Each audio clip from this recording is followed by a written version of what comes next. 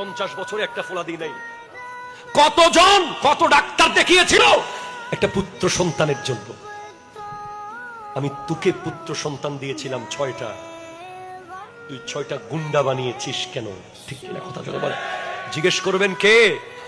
তুই যদি 6টা সন্তানকে নামাজি বানাইতে পারতি, তাদেরকে যদি কবর কি বুঝাতে পারতি, তাদেরকে যে হাসর কি জানাতে পারতি, উপোস থাকতি, কিন্তু তোর কবরে সওয়াবের আম্বার হয়ে যেত। ঠিক কিনা কথা যদি বলে।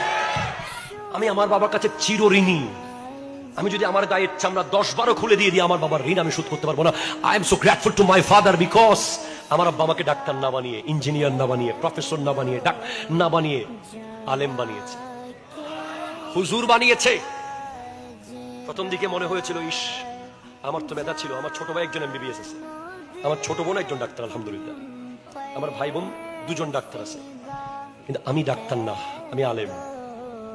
আজকের দিনে বুঝি যে আমার বাপ আমাকে পৃথিবীর শ্রেষ্ঠ নিয়ামত দিয়েছে। উনি আমাকে জামিয়া আহমদিয়া সুন্নিয়া আলিয়াতে ভর্তি করিয়ে দিয়েছে। যদি উনি আমাকে জামিয়াতে ভর্তি না করাতেন, আমি আমার মায়ের পায়ের তলার মূল্য বুঝতাম না। আমাকে যদি মাদ্রাসায় ভর্তি না করাতেন, আমি আমার উস্তাদের কদমের ধুলার মূল্য বুঝতে পারতাম না কোনোদিন। আমার কোন উস্তাদ যদি আমাকে রাস্তার মাঝখানে আজকের দিনেও জোতা খোলে 10 বার বাড়ি মারে, আমি জাস্ট এইভাবে থাকবো, কারণ আমি জানি প্রত্যেকটা বাড়িতে আমার র্যাঙ্ক এক ধাপ উপরে যাবে।